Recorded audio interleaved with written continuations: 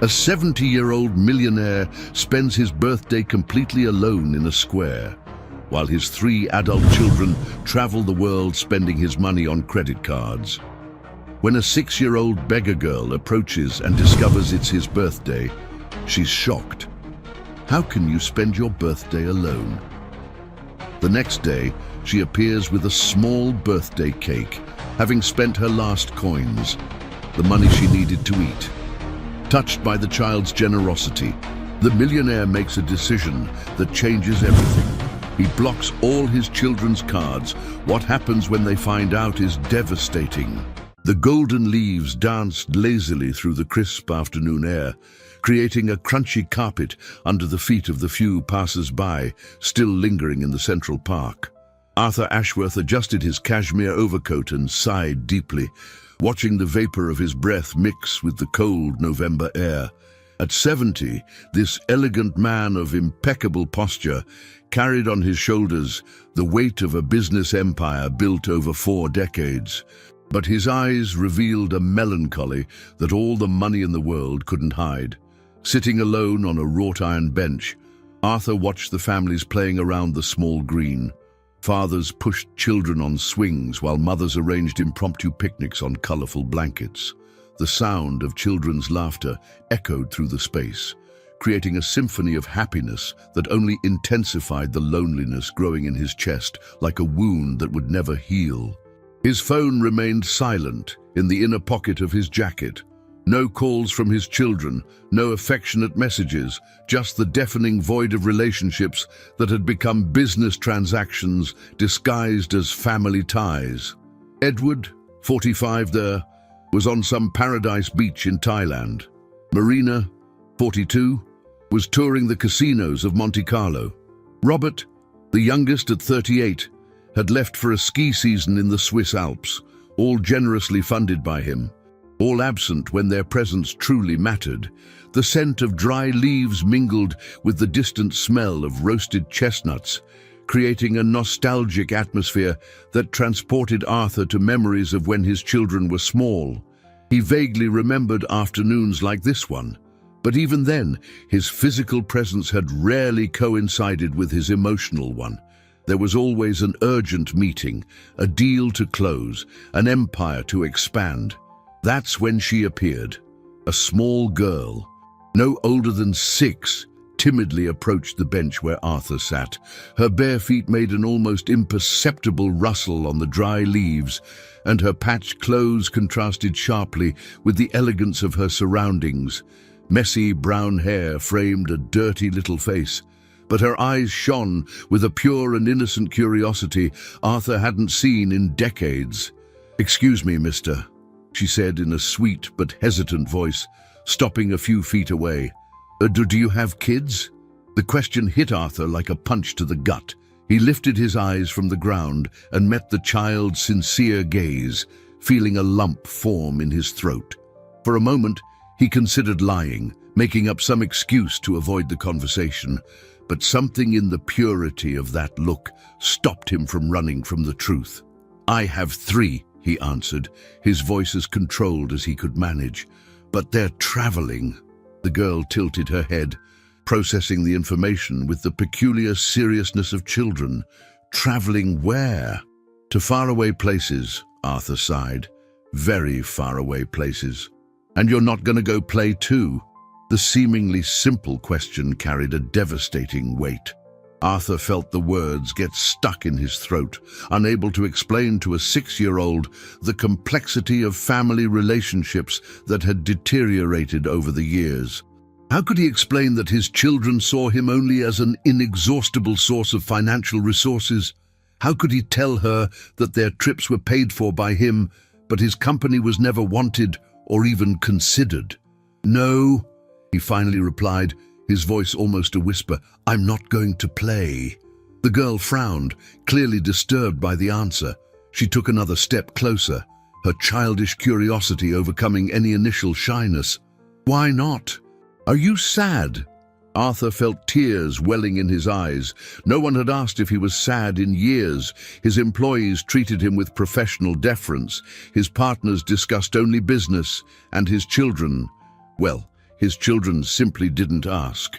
"Tomorrow is my birthday," he said, not knowing why he was sharing this information with a stranger. "I'm turning 70. The girl's eyes widened. 70 years. Wow. Are you going to have a party? Arthur shook his head, feeling the weight of loneliness crush his chest. "I'll probably spend it alone." The expression of pure shock on the child's face was devastating.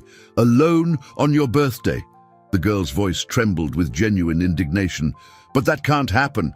Nobody should be alone on their birthday." Arthur watched, fascinated, as this child, who clearly had almost nothing in life, showed more concern for his well-being than his own children. She came even closer, and he could see small tears forming in the corners of her brown eyes. "What's your name?" Arthur asked, feeling a genuine curiosity for the first time in months. "Sophia," she replied, wiping her nose on the sleeve of her torn sweater. "And you?" "Arthur Ashworth." Sophia repeated the name slowly, as if committing it to memory. "Mr. Arthur, tomorrow I'm going to do something very special for you. I promise." Before Arthur could ask what she planned to do, Sophia ran off, her bare feet rustling over the dry leaves as she disappeared among the park's trees. Arthur was alone again, but something had changed inside him. For the first time in years, someone had shown genuine concern for his happiness. That night, in his 15-room mansion, Arthur dined alone at the mahogany table that could easily seat 20. The silence was broken only by the discreet clinking of silverware against fine china and the careful footsteps of Mrs. Gable, the housekeeper who had cared for the house for over 2 decades. "Mr. Ashworth," she said timidly, serving the second course. "Did the children call today?" Arthur shook his head, pretending to be absorbed in a financial report. Mrs. Gable sighed softly, knowing all too well the family dynamic of that house. She had witnessed the growth of Arthur's 3 children, seen how the father's emotional absence had been compensated with expensive gifts and unlimited financial freedom. "Maybe tomorrow," she murmured, more to herself than to him. "Maybe," Arthur agreed, but they both knew it was just a vain hope.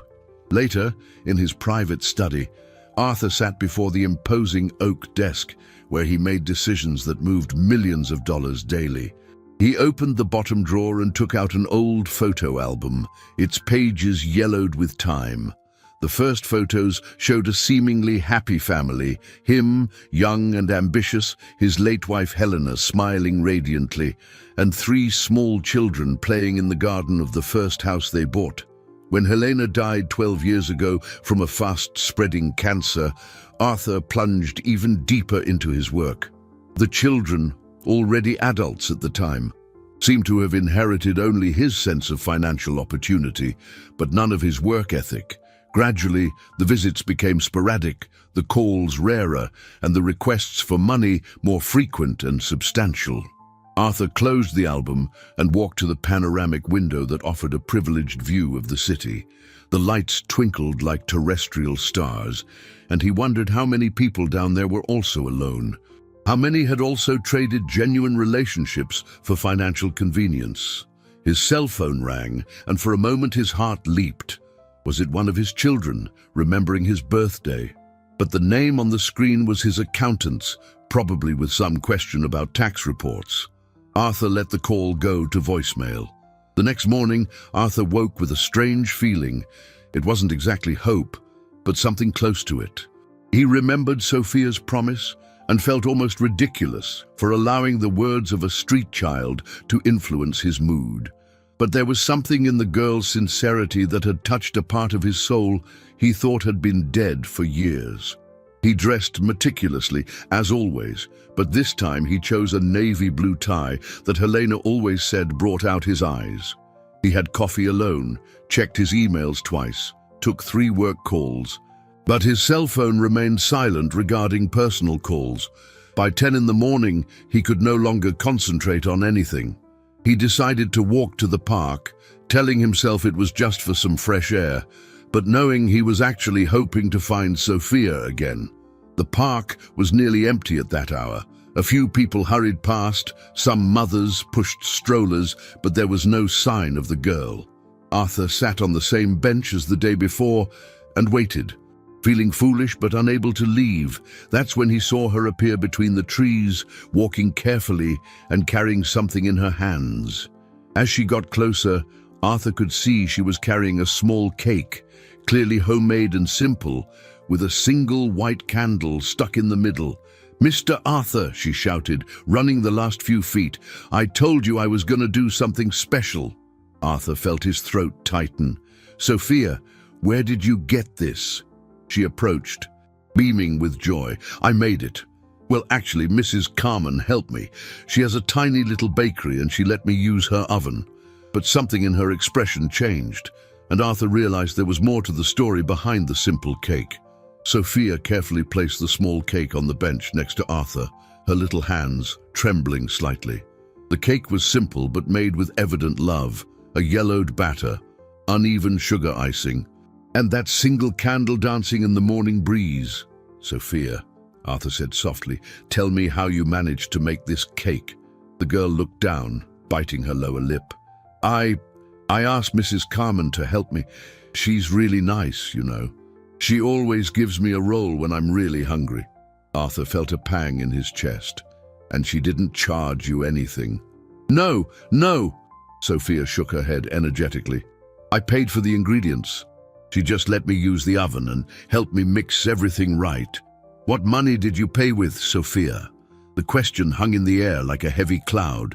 Sophia fidgeted nervously with her bare feet, kicking small pebbles on the ground. When she finally looked up, Arthur saw tears shining in her eyes. "I had some change," she murmured. "I saved it up all week. People sometimes give it to me when I ask on the street." Arthur felt as if he'd been punched in the gut. "Sophia, that money was for you to eat, wasn't it?" She shrugged, trying to seem nonchalant, but her voice betrayed her emotion. "But today is your birthday, Mr. Arthur. It's more important for you to be happy than for me to eat today." The girl's words echoed in Arthur's heart like thunder. A 6-year-old child, who probably didn't know when her next meal would be, had sacrificed her only source of sustenance to buy ingredients for a birthday cake for a complete stranger. The absurd, pure generosity of the gesture left him speechless. "Now you make a wish and blow out the candle," Sophia said, trying to hide her own emotion with enthusiasm. "My mom always said that birthday wishes are the most powerful of all." "Your mom?" Arthur asked gently. Sophia was quiet for a moment. "She died when I was really little. I barely remember her, but I remember her voice singing 'Happy Birthday' to me." Arthur closed his eyes, feeling tears threaten to roll down his cheeks. Here was a girl who had lost her mother, who lived on the streets, who regularly went hungry, and yet found the strength to worry about the loneliness of an old stranger. "Sophia, I want you to sing 'Happy Birthday' to me," he said, his voice choked with emotion. The girl's eyes lit up. "Really? You really want me to?" Arthur nodded, unable to speak. Sophia wiped her hands on her sweater and took a deep breath. In a sweet but trembling voice, she began to sing, "Happy birthday to you. Happy birthday to you. Happy birthday, dear Mr. Arthur. Happy birthday to you." As he listened to that childish voice, Arthur felt something inside him break and rebuild at the same time. Tears rolled freely down his face, but for the first time in years, they were not tears of pure sadness. They were tears of a complex emotion that mixed pain, gratitude, and a kind of love he had forgotten existed. When Sophia finished singing, she clapped her hands happily. "Now make a wish and blow." Arthur looked at the flickering candle, then at the girl's expectant face. He closed his eyes and made a silent wish, not for money, not for success, but for a second chance to understand what truly mattered in life. He blew out the candle, and Sophia squealed with joy. "Now let's eat the cake," she said, breaking the small pastry with her hands and offering half to Arthur. "Sophia, this cake is yours," Arthur said. "You spent your money on it." "No, Mr. Arthur. I made it for you. And besides," She smiled mischievously. "My belly is used to being empty. Yours isn't." Arthur took the piece of cake she offered, but before eating, he asked a question that would change everything. "Sophia, where are your parents? Where do you live?" The girl was quiet for a moment, chewing slowly. "My dad. He worked for a big company, but he got laid off. After that, he got really sad and started drinking. One day he left and never came back." "And where do you stay now?" "On the street, mostly. Sometimes I sleep at the church when it's really cold, or at the shelter when there's a bed. But the street is freer, you know. Nobody bosses me around." Arthur felt a physical pain in his chest. "How old are you, Sophia?" 6. "I'll be 7 in December." 6 years old. The same age Edward was when Arthur bought him his first expensive toy, trying to compensate for an absence he didn't even realize he was creating. The difference was stark and devastating. "Sophia, I want to ask you an important question," Arthur said, choosing his words carefully. Would you like to have a real family?" The girl's eyes filled with tears, but she tried to smile. "Everybody wants that, Mr. Arthur. But some people like me don't get to choose those things." It was in that moment that Arthur made a decision that would change both of their lives forever. Arthur looked deep into Sophia's eyes, seeing a purity there that he had forgotten existed in the world. The girl was finishing her piece of cake, licking her fingers with childish satisfaction, completely oblivious to the whirlwind of emotions churning in the heart of the man beside her. "Sophia," he said finally, "I want you to come with me. I'm going to take you home, give you a hot bath, real food, and we'll talk about your future." The girl stopped licking her fingers and looked at him with a mixture of hope and suspicion that broke Arthur's heart. It was clear she had learned, in her few years of life, that offers that were too generous usually came with hidden costs. "Why?" she asked with the brutal honesty of a child. "You don't know me. Why do you want to help me?" Arthur took a deep breath. "Because you gave me the most precious gift I've ever received in my life, Sophia. You reminded me what it means to be human." During the drive to his mansion, Sophia was quiet, watching the city through the car window. Arthur instructed his driver, Frank, to drive slowly, allowing the girl to absorb the magnitude of the change happening in her life. When they reached the gates of the estate, Sophia let out a gasp of admiration. "You live here? Alone?" "Alone," Arthur confirmed, feeling the weight of the irony. "In 15 empty rooms." Mrs. Gable nearly dropped the silver tray when Arthur walked through the front door, holding Sophia's hand.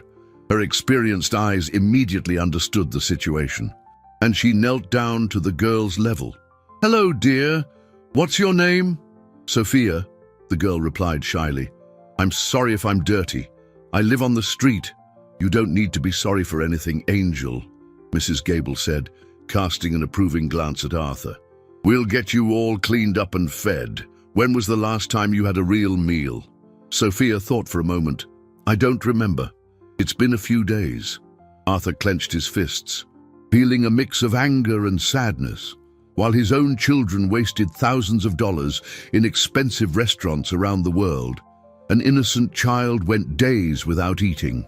After a long bath and a hearty meal, Sophia was unrecognizable, dressed in clean clothes that Mrs. Gable had managed to borrow from a neighbor. Her brown hair shone clean, and her eyes seemed even more expressive. She sat on the sofa in the main living room, clearly intimidated by the grandeur of the space. "Mr. Arthur," she said quietly, "I don't belong here. It's too beautiful, but I'm just a girl from the street." Arthur sat beside her, careful not to startle her. "Sophia, have you ever heard of adoption?" The girl's eyes widened. "Adoption? Like when a family chooses a kid to be their daughter?" "Exactly. I would like to adopt you, Sophia. I would like you to be my daughter." Sophia was silent for several minutes, processing the information. Arthur respected her time, understanding that for a child who had lived through abandonment and uncertainty, offers of stability could be frightening. "But you already have kids," she said finally. "3 of them. Won't they be angry if you adopt me?" The question struck Arthur like an arrow. "My children are adults, Sophia. They have their own lives, and besides, a family can have as many children as it wants, right?" "It can," she agreed slowly. "But what if they don't like me?" Arthur took Sophia's small hands in his. "If they don't like you, that's their problem, not yours, because you are a special, brave and kind girl. Anyone should feel lucky to have you as family." That afternoon, Arthur made the most drastic decision of his life. He called his personal lawyer and began the legal proceedings for adoption. He also instructed his accountant to prepare a radical change to his will. Sophia would be included as a rightful heir, with equal rights to his biological children. But there was an even more dramatic decision Arthur needed to make. While Sophia played in the garden with a set of dolls Mrs. Gable had quickly bought, he locked himself in his study and did something he knew would change everything. He blocked all of Edward's, Marina's, and Robert's credit cards. Within minutes, his phone began to ring. First Edward, then Marina, then Robert, all desperate, all furious, all demanding to know what had happened to their cards. Arthur let every call go to voicemail, a bitter smile playing on his lips. For 20 years, he had financially supported his children without question. Houses, cars, trips, designer clothes, expensive restaurants, all paid for by him, all given without limit or condition. And in return, he had received sporadic visits and self-serving calls. Now, for the first time, he wanted to see if there was any genuine love behind that financial dependency. He wanted to know if his children were capable of showing concern that wasn't related to money. When Sophia came in from the garden, she found Arthur sitting in his favorite armchair, looking at the mountains of unread messages on his phone. "Mr. Arthur, can I ask you a question?" "Of course." "Dear, did your kids call to wish you a happy birthday today?" Arthur felt a lump in his throat. "No, they didn't." Sophia climbed onto his lap without asking permission, a gesture of intimacy he hadn't experienced in decades. "You know what I think." "What do you think?" "I think sometimes God lets you lose some people so you can find more special ones." Arthur hugged Sophia tighter, knowing that this 6-year-old girl had just spoken one of the greatest truths he had ever heard. Outside, the phone continued to ring incessantly. The next morning, Arthur was awakened by the insistent ringing of the doorbell. It was only 7 o'clock, but someone was ringing with desperate urgency.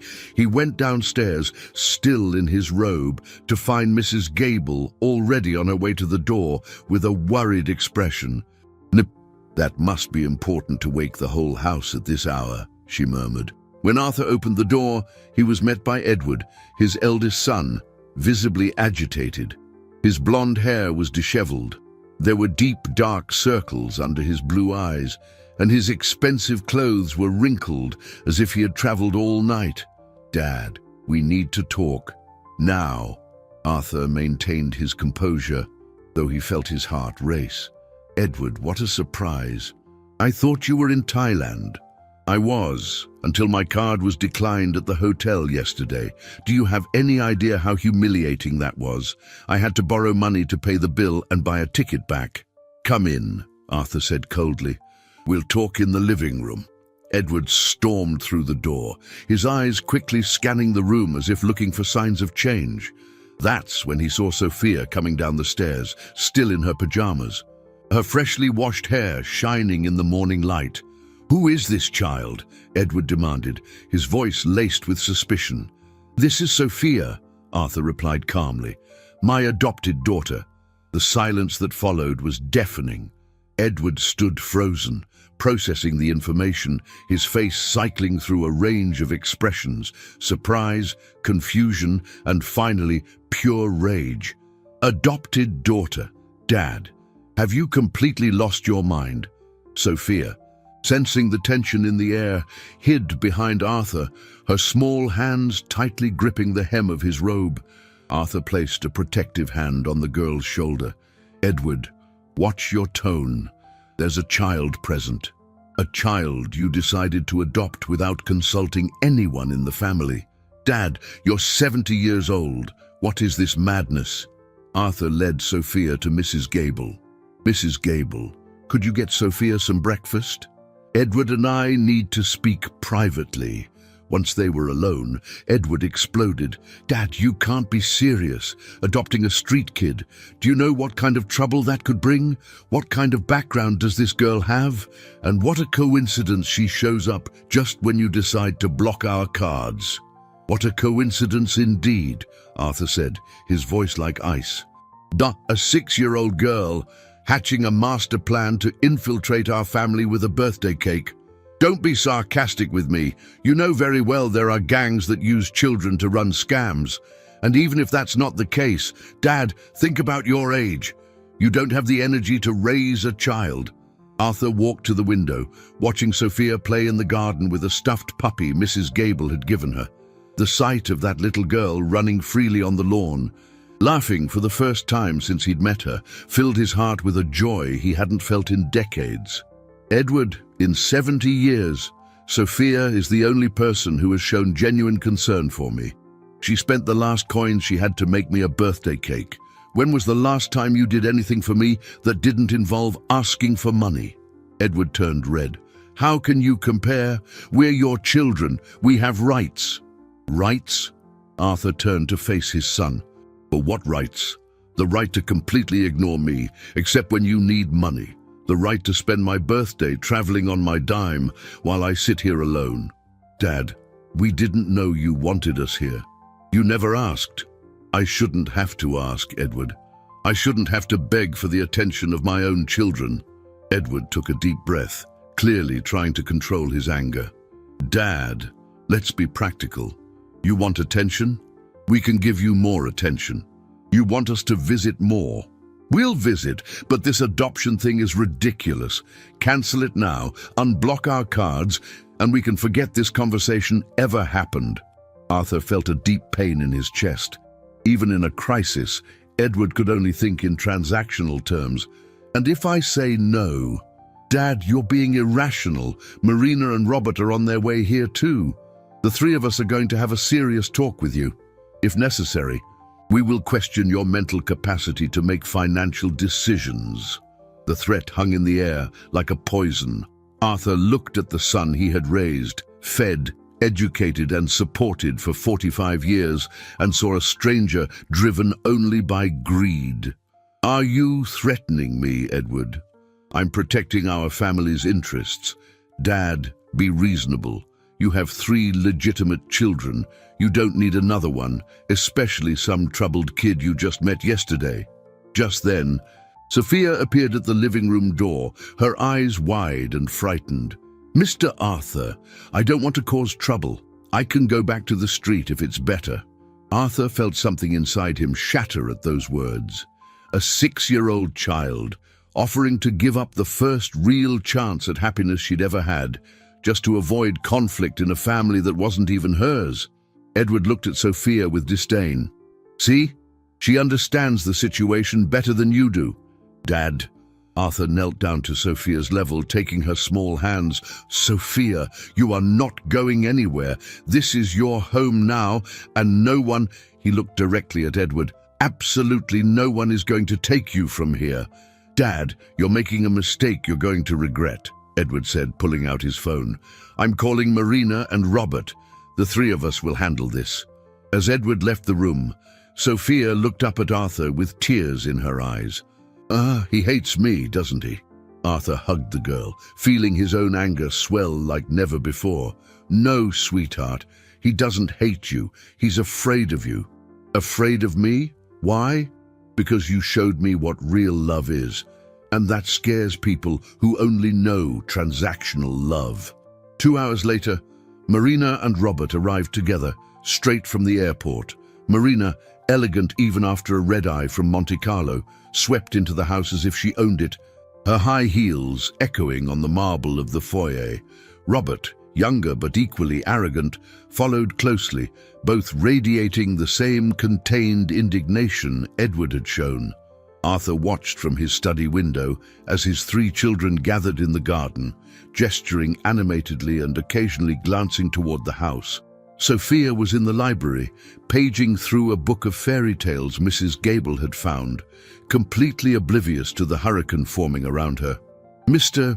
Ashworth," Mrs. Gable said, entering the study discreetly. "They're asking to speak with you in the main living room, all 3 of them together." Arthur took a deep breath. "Very well, Mrs. Gable. It's time to face the storm." When he entered the living room, he found his 3 children positioned strategically. Edward stood behind the main sofa, Marina sat elegantly in a leather armchair, and Robert paced nervously back and forth. The arrangement looked more like a corporate board meeting than a family gathering. "Dad," Marina began in her soft but calculated voice, "we need to discuss this delicate situation." "Delicate situation," Arthur repeated, keeping his tone neutral. "Are you referring to my decision to adopt Sophia?" "Dad, let's be direct," Robert interrupted, stopping his pacing. "You're going through a difficult time. It's understandable. At 70, loneliness can lead to impulsive decisions." Arthur sat in his favorite armchair, the same one Sophia had climbed into the night before. "Impulsive decisions, an interesting choice of words." Marina leaned forward, adopting a more maternal tone. "Daddy, we're worried about you. Maybe you need more companionship, more attention. We can arrange that. We can hire a professional companion, someone trained to care for people your age." "Someone trained," Arthur muttered. "As if I were a pet." Edward stepped forward, his patience clearly exhausted. "Dad, enough with the drama. The situation is simple. You met a street kid yesterday and decided to adopt her. This is obviously an emotional and irrational decision. Cancel the process, unblock our cards, and we can discuss more appropriate ways for you to handle your loneliness." "And if I refuse?" The 3 children exchanged a look. A silent communication Arthur recognized immediately. They had rehearsed this. Marina spoke again, her voice now firmer. "Dad, you're showing clear signs of compromised judgment, impulsive financial decisions, forming inappropriate attachments to strangers, social isolation." "Social isolation," Arthur almost laughed. "The 3 of you have spent the last 5 years completely ignoring me." "We have our own lives," Robert said defensively, "but that doesn't mean we don't care." "Really, when was the last time any of you visited me without asking for money? When was the last time you called just to see how I was?" An awkward silence filled the room. Edward finally broke it. "Dad, we're not going to stand here and argue about the past. The fact is, you're about to make a mistake that will harm the entire family. Is this child going to inherit part of our inheritance?" The question cut through the air like a razor. Arthur looked at his 3 children, his children, and saw only greed in their eyes.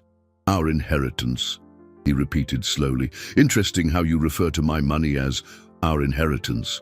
Marina blushed. "That's not what we meant." "It's exactly what you meant." Arthur stood, his voice gaining strength. "You're here because a 6-year-old girl represents a threat to your future financial plans." Robert exploded. "Dad, you're being ridiculous. Of course we're concerned about the inheritance. We're your legitimate children. We worked in the company. We helped build the family empire." "Worked?" Arthur laughed bitterly. "Robert, you were fired from the company 2 years ago for incompetence. Marina, you've never worked a day in your life. And Edward, you only held executive positions because you're my son, not because of merit." The tension in the room was palpable. The 3 children looked at each other again, and Arthur could see they were getting to their real purpose. "Dad," Edward said coldly, "if you don't cancel this adoption and restore our financial access, we will be forced to take legal action to protect our interests." "What kind of action?" Marina took a deep breath. "We will question your mental capacity to make financial decisions. 3 renowned psychiatrists have already agreed to evaluate your mental state. We have evidence of erratic behavior, impulsive decisions, possible manipulation by a third party." Arthur felt like he'd been punched in the gut. "You're trying to have me declared mentally incompetent." "We're trying to protect you," Robert said, but his voice sounded false, even to his own ears. Just then, Sophia appeared at the door, holding her book of fairy tales. She looked at the three furious adults and then at Arthur, her large eyes filled with concern. "Mr. Arthur, is everything okay? You're all yelling." The girl's presence instantly changed the room's dynamic. Edward, Marina, and Robert looked at her with a mixture of irritation and cold calculation. "Sophia," Arthur said softly, "go back to the library, sweetheart. Daddy has to finish some things here." But before Sophia could leave, Marina spoke. "Actually, I think she should stay. After all, she's what this is all about." An alarm went off in Arthur's mind. "Marina, Sophia." Marina addressed the girl with a smile that didn't reach her eyes. "Do you understand that you're causing a lot of trouble for this family?" Sophia looked down, clutching the book to her chest. "And I don't want to cause trouble." "Of course you don't," Edward said sarcastically. "What street kid wouldn't want to live in a mansion?" Arthur stood up abruptly. "Enough! Get out of my house. Now!" But his children didn't move. Robert took a step forward, his voice heavy with a threat. "Dad, you have a simple choice. Your real family, or a child you've known for 2 days." Robert's ultimatum hung in the air like a death sentence. Arthur looked at Sophia, who stood in the doorway with silent tears rolling down her cheeks, and then at the 3 children he had raised and loved unconditionally. The choice they presented him was cruel and calculated. "A real family?" Arthur repeated slowly, his voice thick with a deep pain. "You think you're my real family? We are your biological children," Marina said coldly. "That can't be changed by some sentimental whim." Arthur walked over to Sophia and knelt beside her, wiping her tears with his thumb. "Sophia, honey, can you go to your room? I need to finish this conversation." Sophia nodded and whispered, "Mr. Arthur, if it's better for everyone, I can leave. I don't want your family to be destroyed because of me." The child's absurd generosity, even in the midst of her own pain, struck Arthur like a bolt of lightning. He hugged her tightly and whispered in her ear, "You are not going anywhere. I promise." After Sophia left, Arthur stood and faced his 3 children with an expression they had never seen before, a mixture of profound disappointment and iron resolve. "Real family," he murmured. "You want to know about a real family? I'll tell you about a real family." Arthur walked to his desk and pulled out a folder he had prepared the night before. "Edward, do you remember Carl Peterson?" Edward frowned. "The accountant who worked with us. The one you guys fired." "You guys fired," Arthur corrected. "I was on a business trip. When I got back, I discovered the 3 of you had fired 15 loyal employees, including Carl." Marina shifted uncomfortably in her chair. "Dad, those were necessary cuts to increase efficiency." "Carl had been with the company for 40 years, Arthur continued, ignoring the interruption. 40 years of absolute dedication. When you fired him, you claimed he was embezzling funds. That was a lie, wasn't it?" Tense silence filled the room. "Dad, where are you going with this?" Robert asked impatiently. Arthur opened the folder and pulled out a birth certificate. "Sophia Peterson, daughter of Carl Peterson and Maria Peterson." The blood drained from Edward's face. "No, it can't be. Carl couldn't find another job after you spread rumors about his integrity. He started drinking, lost his home, lost his family. Maria died of heartbreak and despair. Carl disappeared, leaving Sophia alone in the world." Marina stood up abruptly. "Dad, even if this is true..." "True," Arthur exploded. "You destroyed an entire family to save one salary. You created an orphan. And now that orphan, without knowing who I was, spent her last coins to make me a birthday cake." Robert tried to maintain his composure. "Dad, you're being dramatic. Business decisions are tough." But nothing," Arthur shouted. "You didn't stop there. I found more things last night." He pulled more documents from the folder. "Remember the Hope Foundation? The one I created to help children in need." The three children glanced at each other nervously. "I discovered you diverted 80% of the donations to personal accounts. Children went hungry while you funded your luxury trips with money meant for charity." Marina turned pale. "Dad, we can explain. And the nursing home I sponsored? That money also ended up in your accounts. Dozens of elderly people were moved to substandard facilities because you stole the funds meant for their care." Edward tried one last defense. "Dad, you're exaggerating. Those were resource reallocations." "Reallocations?" Arthur roared. "You stole money from orphaned children and abandoned seniors. You turned my generosity into your personal income source." He stepped toward Edward, his eyes blazing with rage. "And do you know what's most ironic? The child whose family you destroyed now shows more love for me than the three of you combined." Robert tried to regain control.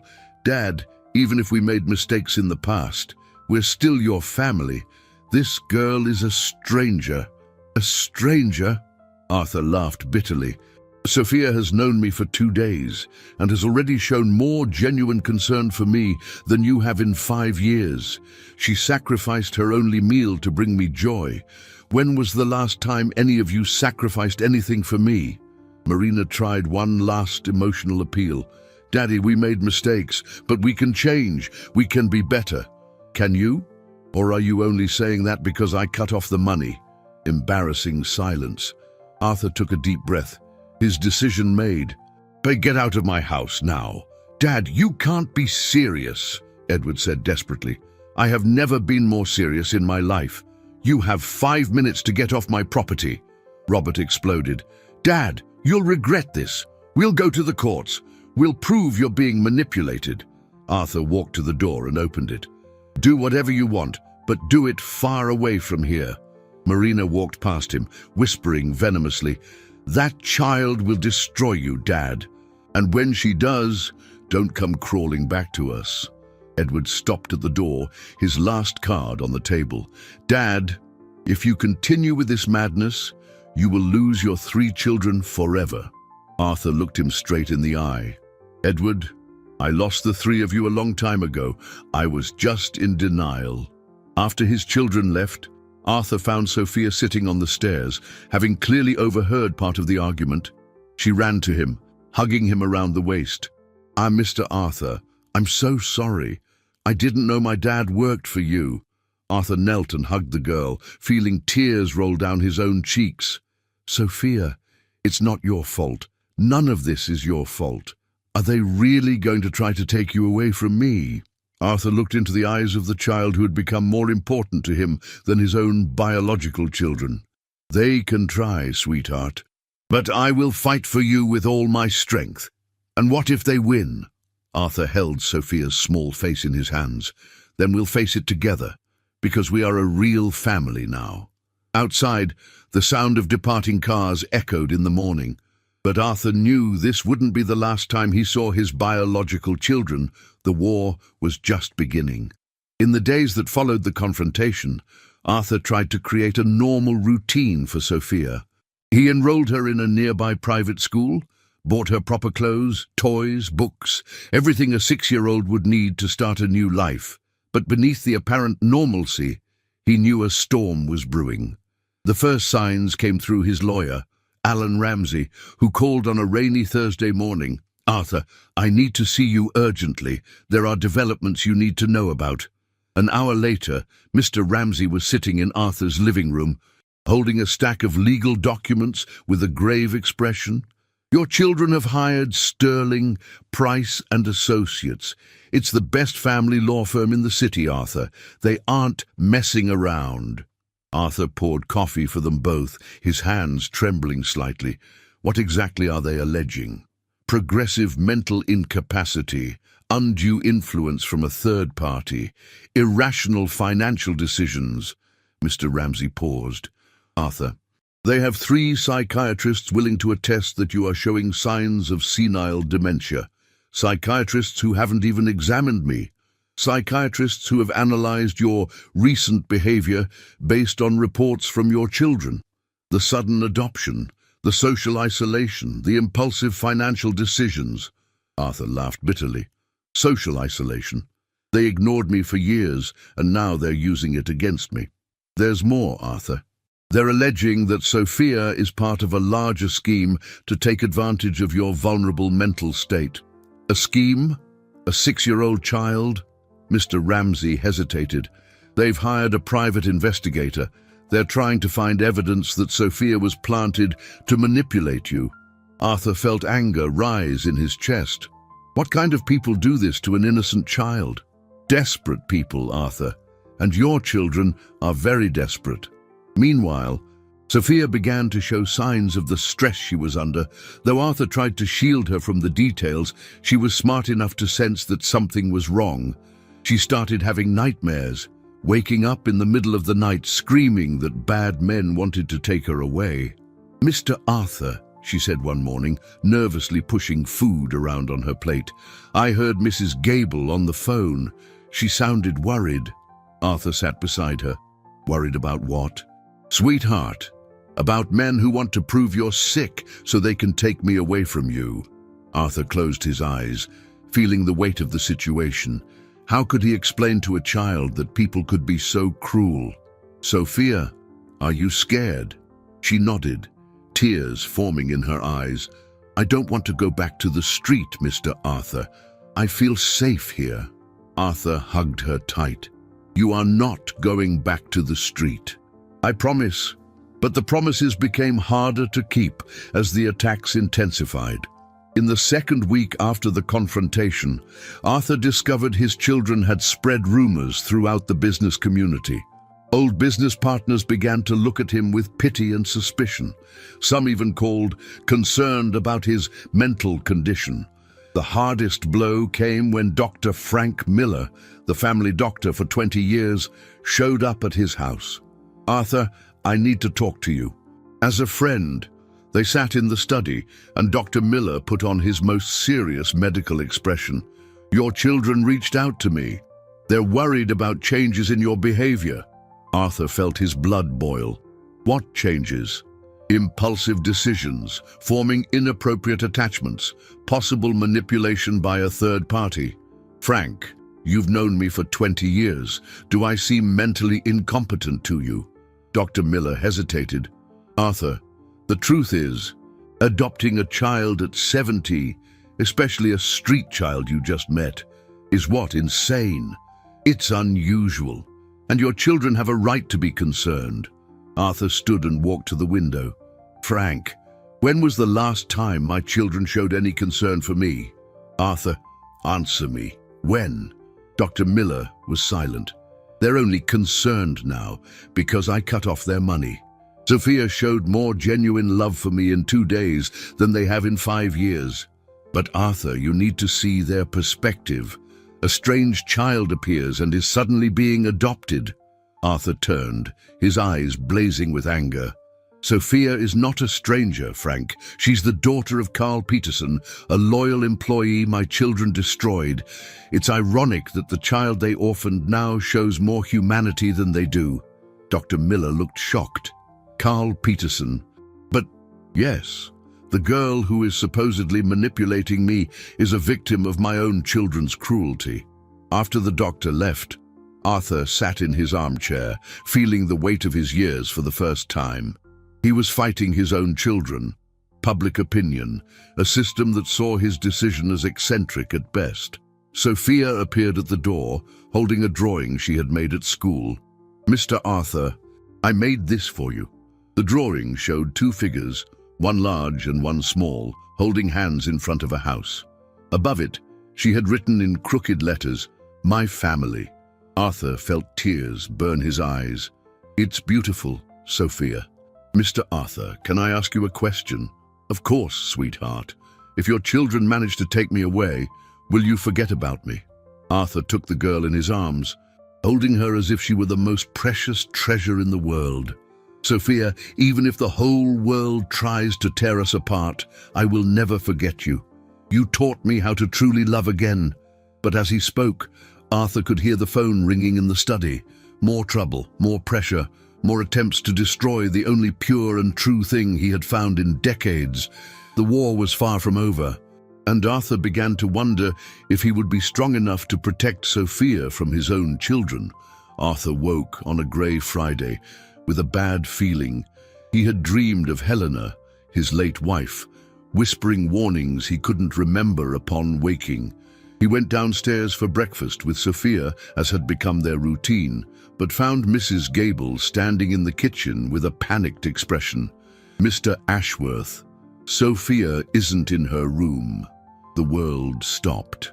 Arthur ran upstairs, checking the girl's room, the bathrooms, every room in the house. Her clothes were all there, her toys untouched, but she had simply vanished. "Mrs. Gable, did you see anyone strange lurking around the property?" "No, sir. But yesterday afternoon, when I was taking Sophia to school, I noticed a black car following us. I thought it was just me being paranoid." Arthur's blood ran cold. He immediately called Mr. Ramsey, who arrived in less than an hour with a private investigator. "Arthur, we need to act fast," the lawyer said. "If your children are involved in this—" "Of course they're involved," Arthur exploded. "Who else would have a reason to make Sophia disappear?" The investigator, a middle-aged man named Marcus Thorne, asked detailed questions about Sophia's routine, possible threats, and the recent behavior of Arthur's children. "Mr. Ashworth, legally your children can't just kidnap the child, but they may have used other means." "What means?" "Psychological pressure, intimidation, even bribing local authorities. If they can prove Sophia is in a risk situation with you—" Arthur couldn't bear to hear the rest. He left the house and drove directly to the hotel where he knew Edward was staying. He stormed into the lobby like a hurricane, ignoring the concierge's protests. "Where is Sophia?" he yelled when Edward opened the hotel room door. "Dad, what are you talking about?" "Sophia's missing. Where is she?" Edward put on a mask of false concern. "Dad, that's terrible. A missing child. Have you called the police?" Arthur studied his son's face, searching for a tell. Edward had always been a good liar, a skill Arthur now realized had been cultivated since childhood. "Edward, if you've hurt Sophia—" "Dad, how can you accuse me of something like that? I'm your son." "You are my son, but that doesn't mean I trust you." Arthur visited Marina and Robert, receiving the same vehement denials and offers of help to find Sophia. But there was something in Marina's eyes, a glint of barely concealed satisfaction that confirmed his suspicions. It was 3 days of hell. Arthur barely slept, barely ate, spending hours walking through the park where he met Sophia, hoping she would magically reappear. The police were called, but with no evidence of a crime, they treated it as a typical runaway case. "Mr. Ashworth," the detective said, "kids from the street have a habit of running off. She probably went back to the places she knew." "She didn't run off," Arthur shouted. "Someone took her." But without proof, his words sounded like the paranoia of an old man. On the 4th morning, Marcus Thorne called with devastating news. "Arthur, I found out what happened. Your children hired private social workers. They alleged that Sophia was being held against her vauntade by a mentally unstable man." "That's absurd." "Yes, but they presented evidence, forged medical reports, testimony from concerned neighbors. They managed to get a temporary order to remove Sophia from your custody." Arthur felt his legs grow weak. "Where is she?" "In a temporary state shelter." "Arthur, she's terrified. They told her you're sick and can no longer take care of her." Arthur drove immediately to the shelter, a grey, depressing building on the outskirts of the city. When he was finally cleared to see Sophia, he found her sitting alone in a corner, hugging an old teddy bear. "Sophia!" She looked up at him and started to run, but stopped abruptly when a social worker intervened. "Mr. Ashworth, you have only 15 minutes, and you must maintain physical distance from the minor." "Physical distance? She's my daughter. According to our records, there are questions regarding your custodial fitness." Arthur knelt 2 meters away from Sophia, tears rolling down his face. "Sweetheart, how are you?" Sophia was visibly traumatized. "Mr. Arthur, they said you're sick. They said it's dangerous for me to be with you." "Sophia, look at me. I'm not sick. I would never hurt you." But they said, "It doesn't matter what they said. You know my heart, Sophia. You know that I love you." The little girl began to cry. "Mr. Arthur, I want to go home. It's scary here. The other kids are mean. And I sleep in a room with 10 girls. There's one who pulls my hair at night." Pure rage coursed through Arthur's veins. His own children had put Sophia, a child who had suffered abandonment her whole life, into a traumatic situation once again. "Sophia, I'm going to get you out of here. I promise."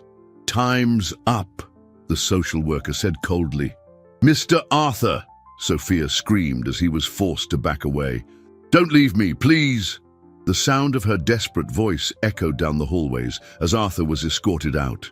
In the parking lot, he leaned against his car and threw up, the emotional pressure finally overwhelming his defenses. That night, alone in his empty mansion, Arthur sat in Sophia's room, surrounded by her toys and drawings.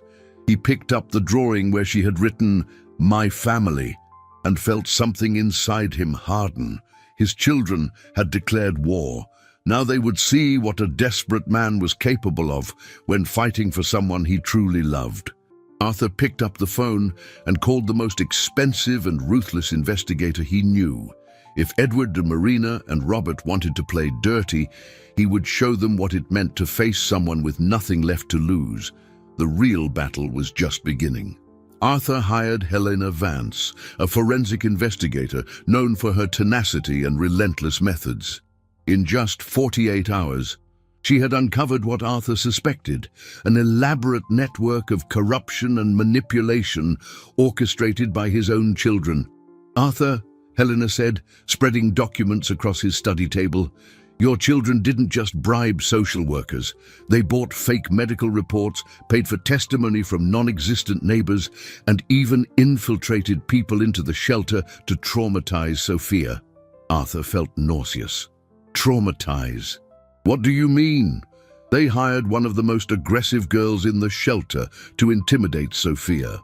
They wanted her to develop a fear of institutional places, so she would voluntarily prefer to go with a foster family." "What foster family?" Helena smiled coldly. "A ghost family, fake documents, fabricated references. The plan was to make Sophia disappear into the system, where she could never be found again." Arthur clenched his fists.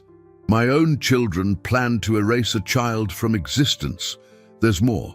I discovered they've been intercepting your donations to charities for years. The money was funneled into shell accounts they control. We have evidence of tax fraud, embezzlement, and now conspiracy against a minor." Arthur looked out the window, at the park where he met Sophia. "Helena, I want you to destroy them. Legally, but completely. I'm already on it.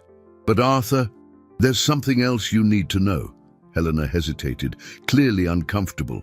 "Your children hired dangerous people. I found out they paid for Sophia to have accidents at the shelter. Nothing fatal, but enough to justify psychiatric institutionalization for trauma." Arthur felt the world spin. They wanted to have Sophia committed to a private clinic where she would be held indefinitely under heavy medication. Officially for severe trauma and attachment disorder. In practice, it would have been a prison. The final revelation broke something fundamental inside Arthur. He had raised 3 monsters capable of torturing an innocent child to protect an inheritance they didn't even need. What can we do? We have enough evidence for criminal charges. But Arthur, we need to act fast. Sophia is scheduled to be transferred to the foster family tomorrow. Arthur shot to his feet. Tomorrow? They moved up the timeline. They probably realized we were investigating. Arthur immediately called his lawyer, Alan Ramsey. "Alan, I need an emergency injunction. Now." "Arthur, it's 9 o'clock at night." "I don't care. Sophia will disappear tomorrow if we don't act." 3 hours later, Arthur was in court with an emergency judicial order. The judge, initially skeptical, was visibly shocked as he reviewed the evidence Helena had presented. "Mr. Ashworth, these are extremely serious allegations against your own children. Your Honor, I have documented evidence for every claim." The judge examined photographs, bank records, audio recordings, and forensic reports. His expression grew darker with every page. "This is one of the most elaborate and cruel conspiracies involving a minor I have ever seen. Injunction granted. The child is to be immediately returned to the petitioner's custody, and the accused are to be detained for investigation." The next morning, Arthur arrived at the shelter accompanied by court marshals and Helena. The look of panic on the director's face confirmed their plan had been discovered. "Where is Sophia Peterson?" Helena asked coldly.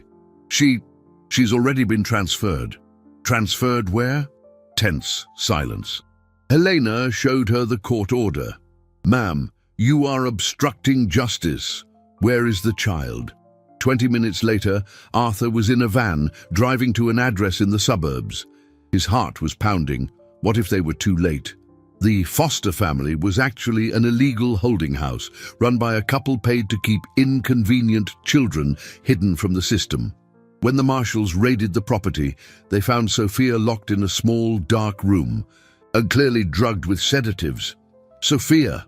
Arthur rushed to her, scooping her into his arms. The girl was semi-conscious, her eyes glazed over, and her movements sluggish. "Mr. Arthur," she murmured, I thought you forgot about me." "Never, sweetheart, never." He carried her out of that house of horrors, tears streaming freely down his face. Sophia had lost weight, had bruises on her arms, and was clearly traumatized. At the hospital, while Sophia received medical care to reverse the effects of the sedatives, Arthur got a call from Helena. "Arthur, we've arrested Edward and Marina. Robert has fled, but we've issued a warrant for his arrest. We found evidence that they planned to make Sophia disappear permanently after a forced psychiatric commitment." Arthur looked through the hospital room window, watching Sophia sleep peacefully for the first time in a week. "Helena, I want you to prosecute them for attempted kidnapping, fraud, corruption, and anything else you can prove." "I'm on it." "Arthur, there are reporters wanting to speak with you. This story is causing a scandal." "I don't care about a scandal. I just want Sophia safe." When Sophia finally woke up, free of the sedatives, she looked at Arthur with eyes that seemed older than her 6 years. "Mr. Arthur, why did your children hate me so much?" Arthur sat beside her bed, choosing his words carefully. "They didn't hate you, Sophia. They were afraid of the love you and I share." "Afraid of love?" "Yes, because real love can't be bought or sold. And that terrified people who only knew relationships based on money." Sophia took Arthur's hand. "Mr. Arthur, I'll never leave you, even if bad people come again." Arthur kissed the girl's forehead, making a silent promise. He would never again let anyone hurt Sophia, not even his own children. The war was over, but the scars would take time to heal. The scandal dominated the headlines for weeks. Millionaire heirs conspire against orphan girl. The family war that shocked the nation. True love versus greed. The Ashworth case. Arthur, who had always shunned publicity, now found himself at the center of a media firestorm. 2 months after Sophia's rescue, the trial of Edward and Marina began. Robert was still a fugitive, reportedly spotted in countries with no extradition treaty.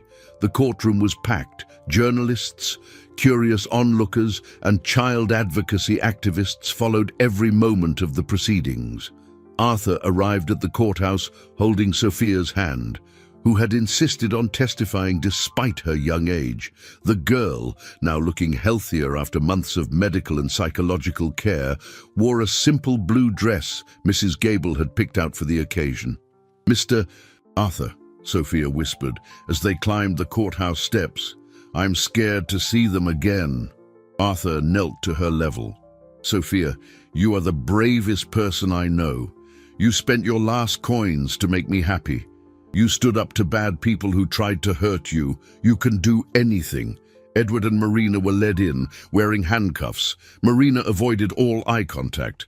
But Edward looked directly at Arthur with a mixture of hatred and despair that made Sophia hide behind her adoptive father. The district attorney, Charles Mason, presented a devastating case. Bank records showed transfers of millions of dollars from charity funds to the defendants' personal accounts.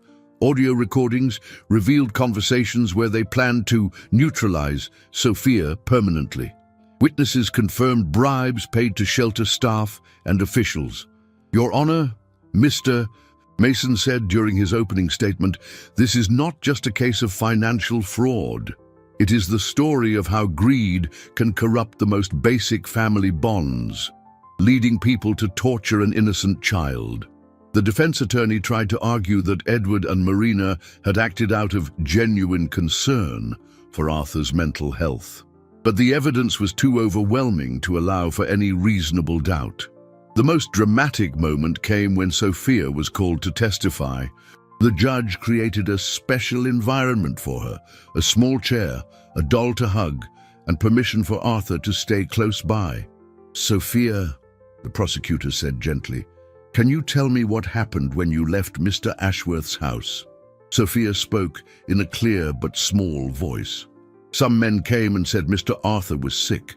They said it was dangerous for me to be with him. Did you believe them?" "At first, yes. But then I remembered Mr. Arthur's eyes when he looked at me. He never had bad person eyes." Many in the gallery wiped away tears. "Sophia, can you tell me about the place they took you to after that?" The girl took a deep breath. "It was dark and cold. There was a big girl who pulled my hair every night. The grown-ups gave me medicine that made my head fuzzy." Edward tried to stand. "She's making it up." "Silence!" The judge slammed his gavel. "Mr. Ashworth, one more outburst and you will be removed from this courtroom."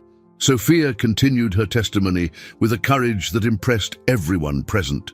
She described the days at the shelter, the constant fear, the nightmares, and always the hope that Arthur would come for her. "Sophia," the prosecutor asked finally, "do you want to keep living with Mr. Ashworth?" The girl's eyes lit up. "Yes, he's my real daddy. Not because we were born in the same family, but because he chose to love me." When it was Arthur's turn to testify, he did something unexpected. Instead of attacking his children directly, he told the story of how Sophia had changed his life. "Your Honor, for 40 years I built a business empire. I accumulated wealth, power, influence, but until I met Sophia, I had never experienced unconditional love." Arthur looked at Edward and Marina. "My biological children saw me as a resource. Sophia saw me as a lonely human being who needed affection." "Mr. Ashworth," the judge asked, "do you forgive your children for what they did?" Arthur was silent for a long moment. "Your Honor, I forgive them for hurting me, but I cannot forgive them for torturing an innocent child. Some things are unforgivable." The trial lasted 3 weeks. Witnesses recounted Arthur's exemplary character, the positive transformation in his life after adopting Sophia, and the calculated cruelty of the crimes committed against her. When it came time for the verdicts, Edward and Marina were found guilty of fraud, corruption, conspiracy, and cruelty to a minor. Edward was sentenced to 8 years in prison, Marina 6. After the sentence was read, Edward shouted across the courtroom, "Dad, you destroyed your own family for a stranger." Arthur stood, holding Sophia in his arms. "Edward, you don't understand. I didn't destroy my family. I finally found one." Outside the courthouse, reporters surrounded Arthur and Sophia. A reporter asked, "Mr. Ashworth, what is your message for other families facing similar conflicts?" Arthur looked at Sophia, who was playing with a small bear he had bought for her. "My message is simple. Family isn't defined by blood, but by love, and true love always recognizes true love." Sophia tugged on Arthur's sleeve. "Daddy, can we go home now? I want to show Mrs. Gable my new drawing." Arthur smiled, for the first time in months feeling true peace. Of course, sweetheart. Let's go home. As they walked toward the car, Sophia asked, "Daddy, are you sad about your other children?" Arthur thought carefully about his answer. "I'm sad for what they became, Sophia, but I'm not sad about the family we found." The girl nodded with the peculiar wisdom of children. "Sometimes God lets you lose bad people so you can find good ones." Arthur hugged Sophia tighter, knowing that this 6-year-old child had perfectly summarized the most important lesson of his life. 6 months after the trial, Arthur faced the most important decision of his life. Sitting in his study on a rainy November afternoon, he contemplated 2 documents that would define his family's future: a new version of his will and the transfer papers for half of his fortune. Sophia was at school, finally living a normal childhood. She had adapted wonderfully to her classes, made friends, and started piano lessons, discovering she had a natural talent for music. But Arthur knew the shadow of Edward, Marina, and Robert still loomed over their lives. Robert had finally been captured in Argentina and extradited to the US. His trial was set to begin in 2 weeks, and Arthur knew it would be another media circus. More importantly, there were rumors that the 3 children were planning a joint appeal, claiming the evidence against them had been fabricated. "They'll never give up," Arthur muttered to himself. Alan Ramsey entered the study, carrying a thick folder. "Arthur, we've reviewed all the documents. If you sign today, half of your fortune, approximately $200 million, will be transferred into a trust fund in Sophia's name. And my biological children? They will receive a symbolic amount, $50,000 each, with a specific clause. If they attempt to contest the will or harm Sophia in any way, they forfeit even that amount." Arthur walked to the window, watching children play in the park where he met Sophia. "Alan, do you think I'm being unfair?" The lawyer hesitated. "Arthur, as your legal counsel, I must say this is a drastic decision. As your friend of 20 years, I must say your children dug their own grave." Just then, Sophia arrived home from school, bursting into the study like a hurricane of energy. Her hair was messy, there was paint on her fingers from art class, and she carried a pink backpack Arthur had bought especially for her. "Daddy, look what I learned today." She sat at the piano in the corner of the study and played a simple but touching melody. Arthur felt tears form in his eyes, not of sadness, but of a pure joy he had never experienced before. "That was beautiful, sweetheart. You're becoming an excellent pianist." Sophia ran to him, jumping onto his lap with the familiarity of a true daughter. "Daddy, my teacher said, if I keep practicing, I can play in the school's Christmas recital." "Of course you can. Daddy will be in the front row cheering you on." Mr. Ramsey watched the interaction with a smile. "Arthur, may I ask a personal question?" "Of course. Do you regret any of this?" Arthur looked at Sophia, who was now drawing on a piece of paper, completely absorbed in her art. "I regret not being a better father to Edward, Marina, and Robert. I regret compensating for my emotional absence with money, but I do not regret choosing Sophia. Even knowing you might lose the relationship with your biological children forever." Arthur took a deep breath. "Alan, I had already lost those relationships years ago. I was just pretending they still existed." Sophia looked up from her drawing. "Daddy, what are you guys talking about?" Arthur knelt beside her. "Sophia, remember when we talked about inheritances?" "Yes, you said an inheritance is what we leave for the people we love when we're not here anymore." "Exactly. Today, Daddy has to make an important decision about our inheritance." Sophia frowned with the peculiar seriousness of children. "Is it about your other kids?" Arthur nodded. "In part, yes." "Daddy, can I tell you something I learned in school?" "Of course." "Sweetheart, my teacher said that when you plant a seed, it only grows if the soil is good. If the soil is bad, even the best seeds won't grow." Arthur looked deep into the girl's eyes. "And what do you think about that?" "I think you planted seeds of love in your other children. But the soil in their hearts wasn't good. It's not the seed's fault. The child's simple wisdom struck Arthur like a bolt of clarity. He had spent years blaming himself for what his biological children had become. But Sophia was right. He had planted love, but found barren ground. Sophia, if Daddy decides to leave most of our inheritance to you, do you promise to use that money to help other people? The girl's eyes lit up. Can I help other kids like me? Kids who don't have a family? Yes, sweetheart. You can help many children. Sophia thought for a moment. Then yes, Daddy, I promise. But you're going to stay with me for a long, long time, right? I don't want to talk about inheritances because you're leaving. Arthur hugged her tight. I'm going to stay with you as long as I possibly can, sweetheart. This decision is just to make sure you always have everything you need. 2 hours later, Arthur signed the documents. Alan Ramsey witnessed the signature, making the transfer of $200 million to the trust fund of Sophia Peterson Ashworth official. It's done, the lawyer said. Sophia is now officially one of the wealthiest people in the country. Arthur looked at the girl, who was coloring peacefully, completely oblivious to the magnitude of what had just happened. Alan, do you think I did the right thing? Arthur, you gave a fortune to a child who spent her last coins to make you happy. If that's not poetic justice, I don't know what is. That night, during dinner, Sophia asked a question that surprised Arthur. Daddy, are your other children going to be very mad when they find out about the inheritance? Arthur considered lying, but decided to be honest. Probably, yes, sweetheart. Are they going to try and hurt me again?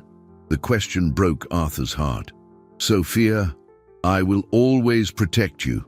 And now you have the resources to protect yourself too. Sophia nodded thoughtfully. Daddy, can I tell you a secret? Of course. I don't care about the money. I only care that you chose me to be your daughter. Arthur felt tears roll down his cheeks. Sophia, you saved me. I was dying of loneliness and you brought me back to life. And you saved me from the street. I guess we saved each other. As he tucked Sophia into bed, Arthur reflected on the journey that had brought them here. He had lost 3 biological children, but gained a daughter of the heart. He had distributed his fortune, but had never felt richer. Good night, princess, he whispered, kissing Sophia's forehead. Good night, Daddy. Thank you for choosing me. Arthur smiled, knowing he had made the most important and correct decision of his life. News of the fortune transfer leaked to the press on a cold Monday in December. The headlines were sensational. Millionaire leaves fortune to street girl. Arthur Ashworth's ultimate revenge. Biological heirs disinherited for adopted child. Arthur was prepared for the media storm, but he didn't expect the speed with which his children would react. The following Tuesday, Edward and Marina, who had obtained parole while awaiting their appeals, appeared at his door. Mrs. Gable opened it with a frightened expression. Mr. Ashworth, they insist on speaking with you. Arthur came down the stairs calmly, finding Edward and Marina in the main living room. Both looked visibly worn. Edward had lost weight. Marina had deep, dark circles, and both carried the unmistakable mark of desperate people. Where is Sophia? Arthur asked immediately. At school, Marina replied. Dad, we need to talk. You can't have done this. Arthur remained standing, refusing to sit. Done what? Secured my daughter's future, Edward exploded. Your daughter, Dad, you've known this child for less than a year. We've been your children for decades. And in decades, how many times did you show me genuine love? Marina tried a more emotional approach. Daddy, we made mistakes, huge mistakes, but we are family, your own flesh and blood. Arthur laughed bitterly. Family? Marina, you tortured a 6-year-old child. You planned to make her disappear forever. What kind of monsters did I raise? Dad, we were desperate, Edward defended himself. You had gone crazy, adopting a stranger. A stranger, Arthur shouted, finally losing his composure. Sophia is Carl Peterson's daughter, a man you destroyed. She's a victim of your own cruelty. The silence that followed was thick with tension. Marina and Edward glanced at each other. Realizing Arthur knew much more than they had imagined, "Dad," Marina said in a trembling voice, "what do you want from us?" Arthur walked to the window, watching children play in the park. "I want you to disappear from our lives, forever." "Our lives?" Edward repeated with disdain. "Dad, you're 71. When you die, that girl will inherit $200 million. Don't you see how absurd that is?" Arthur turned, his eyes glinting with a cold fury. "The absurdity, Edward, is that a 6-year-old child has more character than my 3 adult children combined." Just then, Sophia came home from school, entering through the back door as she always did. She stopped in the hall when she heard raised voices in the living room. "Sophia, go to your room," Arthur said quickly, but Marina stood up. "No, Dad, she should hear this." "Marina," Arthur warned. "Sophia," Marina called. "Come here." "Dear." Sophia entered the room hesitantly, clearly uncomfortable with Edward and Marina's presence. She positioned herself next to Arthur, holding his hand. "Sophia," Marina said with a forced smile, "do you know how much money my father gave you?" "Marina, stop it," Arthur ordered. $200 million. "Sophia, do you know how much money that is?" Sophia looked at Arthur, confused. "Is it a lot?" "It's more money than most people see in their entire lives," Marina continued, "and my father gave it all to you, a child he's known for less than a year." Sophia processed the information slowly. "Mr. Arthur, is she telling the truth?" Arthur knelt beside Sophia. "Yes, sweetheart. Daddy wanted to make sure you'll always have everything you need." Sophia was quiet for a moment, then looked at Marina and Edward. "Are you mad because Daddy gave me money?" "We're mad," Edward said coldly, "because that money should be ours. We are his legitimate children." Sophia frowned. "But you don't like Daddy."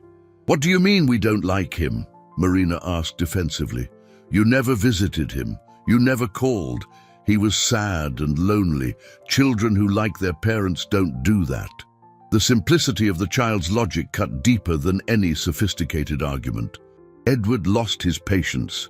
"Sophia, you don't understand. You're a street kid who got lucky. We are his real family." Sophia looked at Edward with a deep sadness in her eyes. "Mr. Edward, real family is who loves you, not who was born in the same house." "You're being manipulated," Marina exploded. "A 6-year-old doesn't talk like that." "Enough!" Arthur stood, placing himself protectively in front of Sophia. "Get out of my house." "Now." Edward took a threatening step forward. "Dad, this isn't over. We will fight this in court. We'll prove you're mentally incompetent." "Do whatever you want," Arthur replied calmly, "but do it far away from us." Marina tried one last gambit. "Dad, what if we offer a deal? We split the inheritance 50-50. 100 million for Sophia, 100 million for the 3 of us." Arthur looked at Sophia, who shook her head no. Daddy," Sophia said quietly, "I don't want their money, I just want you." Arthur smiled, scooping Sophia into his arms. "You heard her. My daughter wants nothing that comes from you." Edward and Marina stormed out of the house, shouting threats and promises of legal battles. But Arthur no longer cared. He had found his true family. That night, at dinner, Sophia asked a thoughtful question. "Daddy, will they be able to take the money from me?" Arthur held the girl's hand. "Sophia, even if they could, would that change anything between us?" Sophia shook her head. "No, I was already rich before the money." "How so?" "I was rich because I had you as my daddy." Tears of pride and love rolled down Arthur's face. He had raised 3 biological children who became monsters driven by greed. But he had found a daughter of the heart who understood that true wealth could not be measured in money. "Sophia," he said, "you are the wisest daughter a father could ever wish for. And you're the best daddy in the world, the only daddy I want." Outside, rain beat against the windows, but inside the house, Arthur and Sophia were building memories that would last forever, memories based on genuine love, not financial interest. The true family they had found was unbreakable. 1 year later, on a sunny morning in May, Arthur woke to the sound of a piano from downstairs. Sophia was playing a melody she had composed herself, a happy, hopeful tune that filled the house with a vibrant energy he had never experienced before. He went downstairs and found his daughter at the piano, dressed in her school uniform, her hair in 2 neat braids Mrs. Gable had lovingly made. At 7, Sophia had grown and blossomed in ways that moved Arthur daily. "Good morning, Princess," he said, kissing the top of her head. "Good morning, Daddy. Did you like my new song? I wrote it thinking about the day we met in the park." Arthur sat beside her on the piano bench. "It's beautiful, Sophia. You're becoming a composer as well as a pianist. My teacher says I have a special talent. And she also said that talents are gifts we should share with the world." Arthur smiled, recognizing his daughter's growing wisdom. "She's right. And speaking of sharing with the world, do you remember what we're doing today?" Sophia's eyes lit up with excitement, opening our foundation, the Sophia Peterson Support Center. That day, Arthur and Sophia would officially open the institution they had planned together, a center that would offer a home, education, medical care, and love to orphaned and abandoned children. Sophia had insisted that part of her inheritance be used immediately to help other children in situations similar to the one she had lived. The center occupied a 5-acre plot in the suburbs, with family-style homes where small groups of children lived with dedicated caregivers. There was a school, a library, sports courts, a music studio, and gardens where children could play and dream of a better future. "Daddy," Sophia said over breakfast, "do you think some of the kids will be scared at first?" Arthur considered the question seriously. "Probably, sweetheart. When someone has been hurt many times, it's hard to trust something good. Like when I thought you might be a bad person at the beginning." "Exactly. But do you know what changed everything?" Sophia smiled. "The birthday cake." "No, Sophia. What changed everything was your generous heart. You chose to trust in love, even when you had every reason to be afraid." During the drive to the opening, Arthur reflected on the changes in his life. The final legal appeals from Edward, Marina, and Robert had been definitively denied. The 3 now lived modest lives. Edward worked as a car salesman, Marina as a receptionist, and Robert, after serving his time, had found a job at a small accounting firm. Ironically, the loss of wealth seemed to have started a maturing process.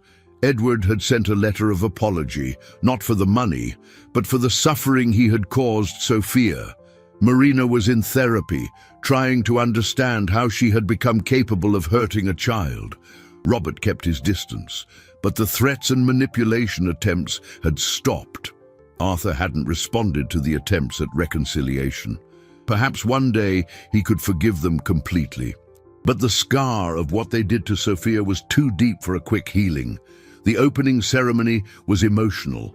Hundreds of people attended, journalists, public officials, families interested in adoption, and most importantly, 20 children who would be the center's first residents. Sophia, wearing a simple white dress, cut the inaugural ribbon with a seriousness that belied her young age. When asked if she wanted to make a speech, she stepped up to the microphone. "My name is Sophia Peterson Ashworth," she began in a clear voice. "A year ago, I lived on the street and had no family. Today, I have the best daddy in the world and a house full of love." The audience listened in respectful silence. This center isn't just a place to live. It's a place where kids like me can find out they deserve to be loved, where they can dream of a beautiful future. Sophia looked at Arthur, who was moved to tears in the front row. "My daddy taught me that family isn't who you're born with, but who you choose to stick with. Here, we're going to build a lot of new families." The applause was long and warm. Arthur went up on stage and hugged Sophia, whispering, "I'm so proud of you." After the ceremony, Arthur and Sophia walked through the center's gardens with the first resident children.